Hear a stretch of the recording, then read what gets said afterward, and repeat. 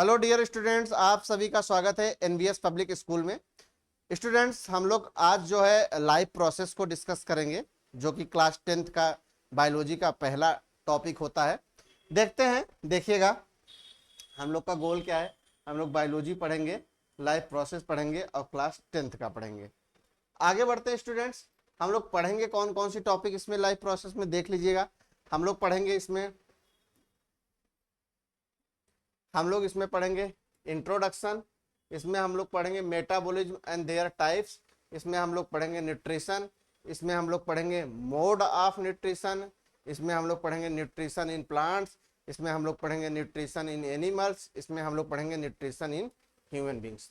तो सबसे पहले हम लोग पढ़ेंगे इंट्रोडक्शन, फिर उसके बाद मेटाबॉलिज्म और उसके टाइप पढ़ेंगे, फिर न्यूट्रिशन पढ़ेंगे, फिर मोड ऑफ न्यूट्रिशन पढ़ेंगे, फिर उसके बाद न्यूट्रिशन इन प्लांट्स पढ़ेंगे, फिर न्यूट्रिशन इन एनिमल्स पढ़ेंगे, फिर न्यूट्रिशन इन ह्यूमन बींग्स पढ़ेंगे। इतना ही टॉपिक हम लोग पढ़ेंगे। आगे बढ़ते हैं। इंट्रोडक्शन में हम लोग देखते हैं बेटा, ये प्लांट्स का एक स्ट्रक्चर है, ये ह्यूमन जो है डाइजेस्टिव सिस्टम का एक स्ट्रक्चर है, और यहाँ पे कुछ जो है इंपॉर्टेंट पॉइंट्स लिखे हुए हैं, उसको देखेंगे। जैसे रिप्रोडक्शन कैसे होता है ये लिखा हुआ है, मेटाबॉलिज्म कैसे होता है ये लिखा हुआ है, न्यूट्रिएंट्स कैसे लेते हैं ये लिखा हुआ है, ट्रांसपोर्टेशन किसके थ्रू होता है ये बताया गया है, रिस्पायरेशन किस में होता है ये बताया गया है, और एक्सक्रेशन किसके माध्यम से होता है ये बताया गया है इस डायग्राम में। ये हमारा प्लांट्स का डायग्राम है और ये हमारा डाइजेस्टिव सिस्टम का डायग्राम है, क्योंकि हम लोग को इन्हीं के न्यूट्रिएंट्स के बारे में और इन्हीं के प्रोसेस के बारे में पढ़ना है। अब आते हैं, सबसे पहले नंबर पे है मेटाबॉलिज्म एंड देयर टाइप्स। ध्यान रखिएगा।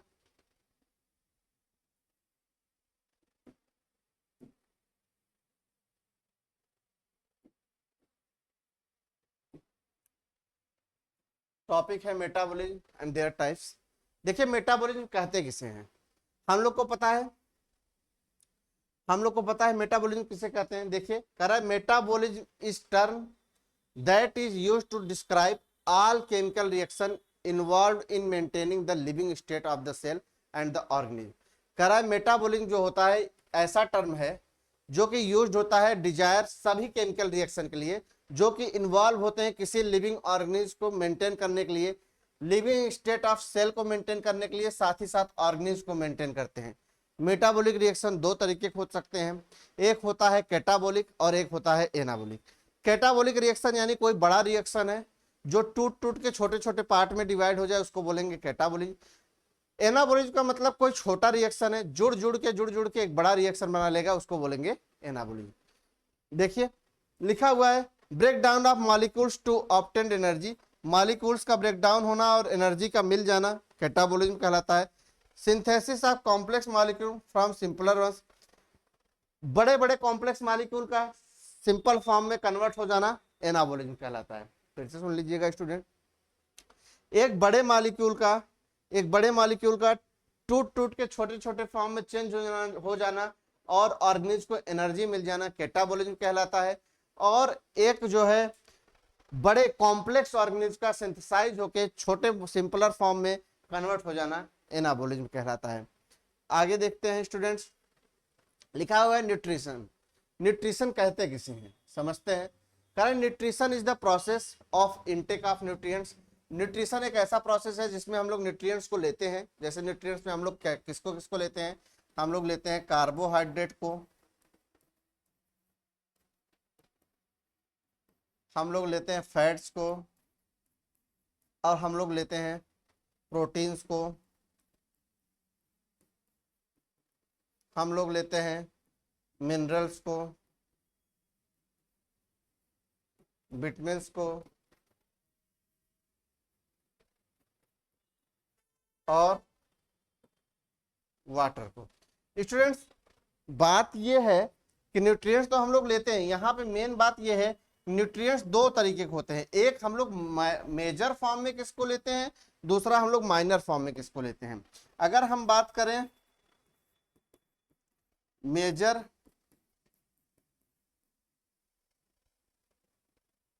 न्यूट्रिएंट्स की, तो हम लोग लेते हैं कार्बोहाइड्रेट,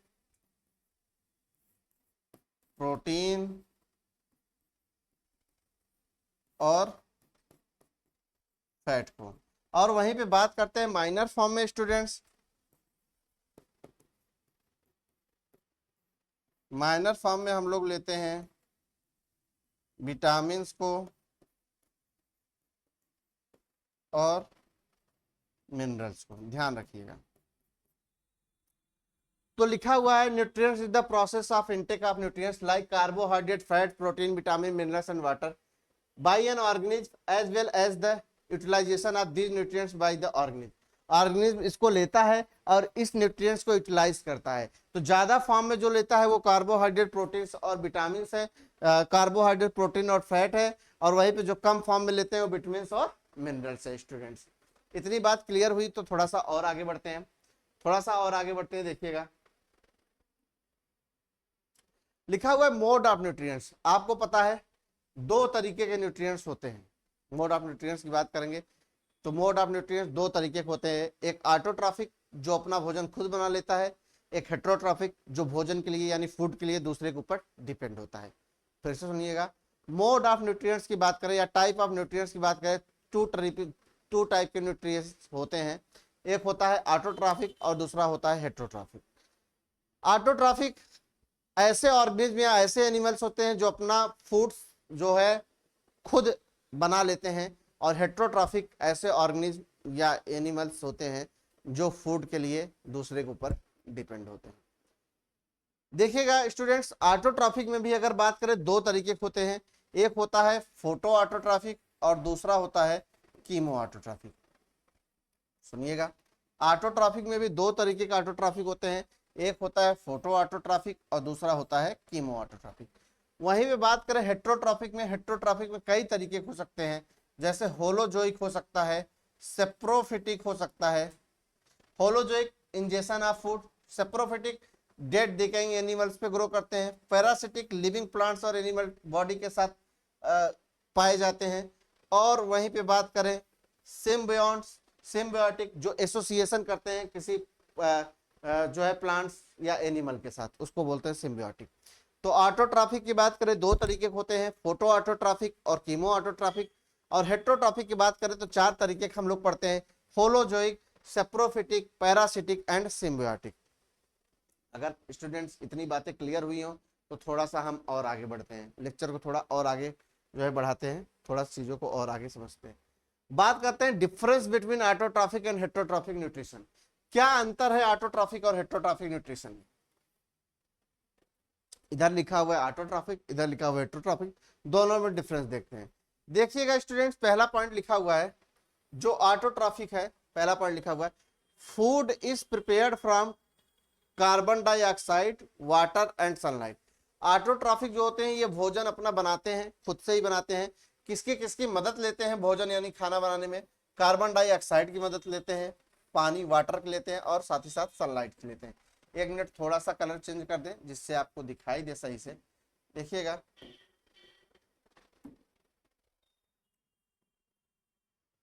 किसका मदद लेते हैं? कार्बन डाइऑक्साइड का, वाटर का और सनलाइट का, जिससे अपना भोजन खुद तैयार कर लेते हैं। वहीं पे हेट्रोट्रॉफिक ऑर्गेनिज्म जो होता है ये food is obtained from other organism, ये खाने के लिए दूसरे ऑर्गेनिज्म के ऊपर डिपेंड होते हैं। ऑटोट्रॉफिक में बात करें अगर स्टूडेंट्स, ऑटोट्रॉफिक न्यूट्रिएंट्स में, तो यहाँ पे जो दूसरा पॉइंट है वो ये है क्लोरोफिल इज रिक्वायर्ड। यहाँ पे भोजन को बनाने के लिए क्लोरोफिल की जरूरत पड़ती है। वहीं पे हेट्रोट्रॉफिक की बात करें तो यहाँ पे भोजन बनाने के लिए क्लोरोफिल की जरूरत नहीं पड़ती है। Chlorophyll is not required, chlorophyll is not required. बोलिए इतनी बात क्लियर हुई। ऑटोट्रॉफिक की बात करें, फूड बनाने के लिए कार्बन डाइऑक्साइड, वाटर और सनलाइट की जरूरत पड़ती है, जबकि हेट्रोट्रॉफिक में बात करें ये भोजन के लिए किसी दूसरे ऑर्गेनिज्म या चीजों के ऊपर डिपेंड होते हैं। ऑटोट्रॉफिक में बात करें यहाँ पे क्लोरोफिल इज रिक्वायर्ड, हेट्रोट्रॉफिक की बात करें यहाँ पे क्लोरोफिल इज नॉट रिक्वायर्ड। आगे बढ़ते हैं,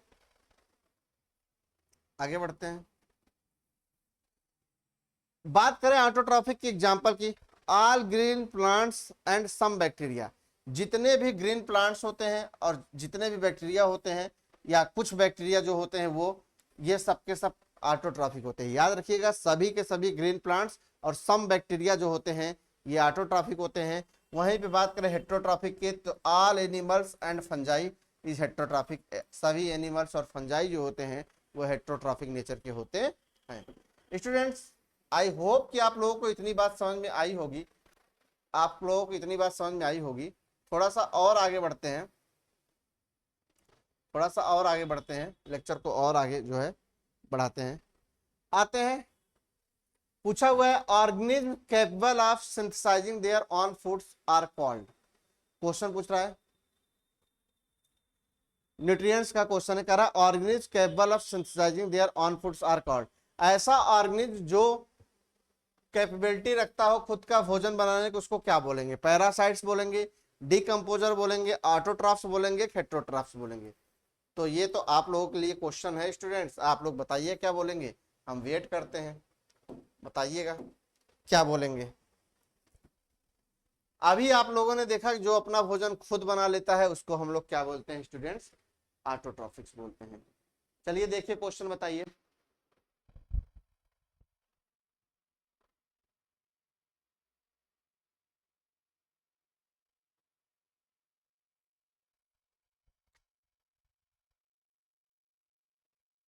उसको हम लोग ऑटोट्रॉफिक बोलते हैं।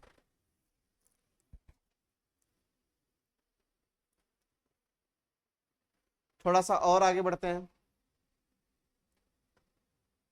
न्यूट्रिएंट्स इन प्लांट्स की बात करते हैं।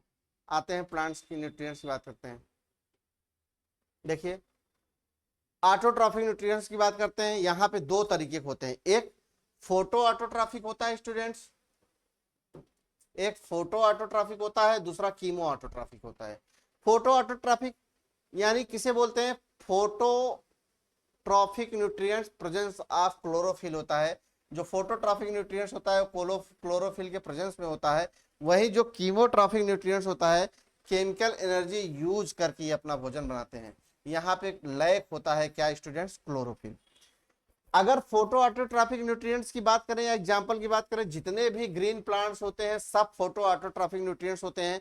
वहीं पे स्टूडेंट्स कीमो ऑटोट्रॉफिक न्यूट्रिएंट्स की बात करेंगे तो सल्फर बैक्टीरिया, नाइट्रोसोमोनास बैक्टीरिया, ये सब के सब कीमो ऑटोट्रॉफिक न्यूट्रिएंट्स होते हैं। देखिए कुछ दिया गया है, कीमो ऑटोट्रॉफिक बैक्टीरिया दिया गया है एम नाइट्रोजन, और इस तरीके से कीमोसिंथेसिस कर रहे हैं, भोजन अपना जो है बना रहे हैं, भोजन ले रहे हैं। और यहाँ बता रहा है कि आई कैन फोटोसिंथेसाइज, एनर्जी का यूज किया, CO2 का यूज किया, और इस तरीके से भोजन प्लांट ने तैयार कर लिया। तो ये कुछ तरीके से सिस्टमेटिक तरीके से आपको कुछ डायग्राम वगैरह बना के हमने कलरफुल डाल दिया है, जिससे आपको चीजें समझने में और भी आसानी हो जाए। तो देखिएगा न्यूट्रिएंट्स इन प्लांट्स में दो तरीके के न्यूट्रिएंट्स पढ़ेंगे, autotrophic nutrients, chemotrophic nutrients. Autotrophic में फोटो ऑटोट्रॉफिक न्यूट्रिएंट्स जो क्लोरोफिल के प्रेजेंस में होता है, वहीं पे कीमोट्रॉफिक न्यूट्रिएंट्स में केमिकल एनर्जी यूज करके बनाते हैं जहां पे क्लोरोफिल नहीं होता है। फोटो ऑटोट्रॉफिक की एग्जांपल जो होता है ग्रीन प्लांट्स होते हैं, और कीमो ऑटोट्रॉफिक का एग्जांपल जो होता है सल्फर बैक्टीरिया होता है, नाइट्रोसोमोनास बैक्टीरिया होता है। बोलिए स्टूडेंट्स, आपको इतनी बात क्लियर हुई?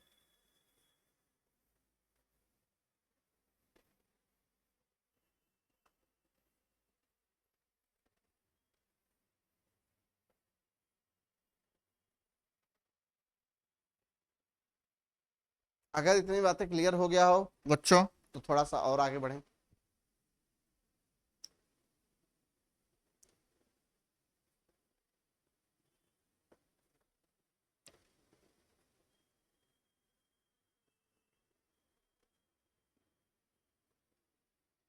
थोड़ा सा और आगे बढ़ते हैं।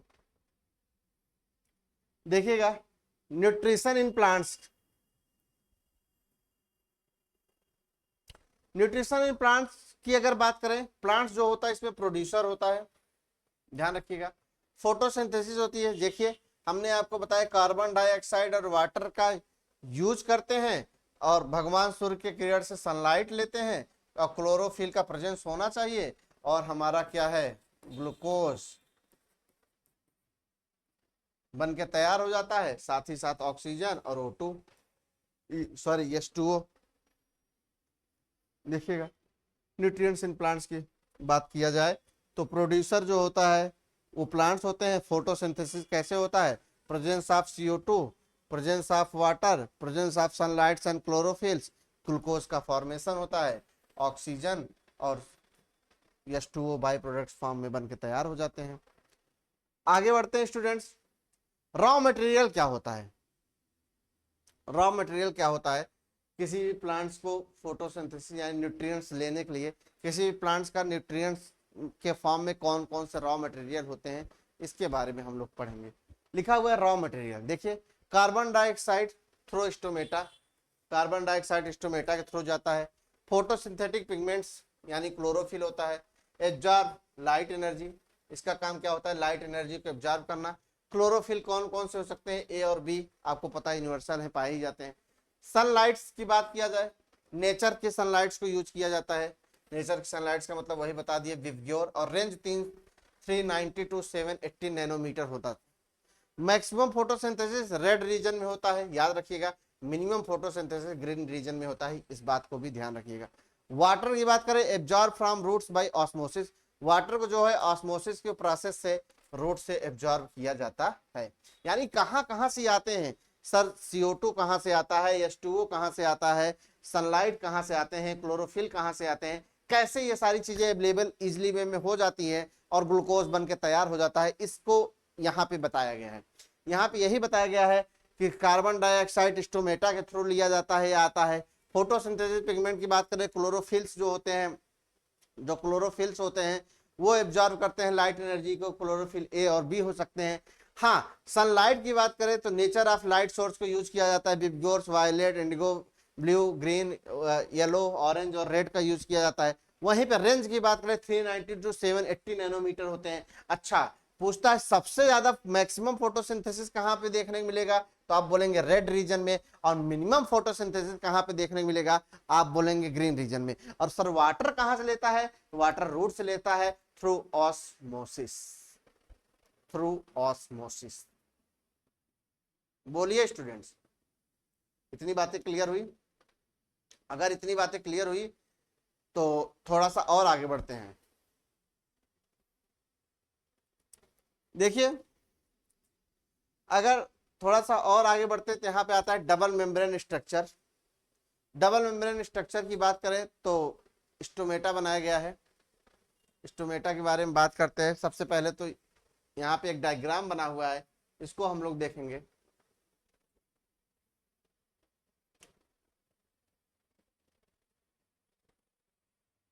आउटर मेम्ब्रेन बनाया है, यहाँ पे लिखा हुआ है ग्रेनम, स्टाक ऑफ थाइलॉइड्स, यहाँ पे लिखा है थैलाक्वाइड्स, और ये थैलाक्वाइड्स, एक को थैलाक्वाइड्स और पूरे स्टाक को ग्रेनम बोलते हैं।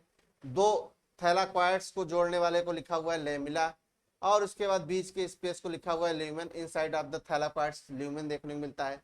बाहर जाते हैं आउटर मेम्ब्रेन, और आगे जाते हैं inter membrane space, inner membrane, stomata, aqueous fluids में देखने को मिलता है।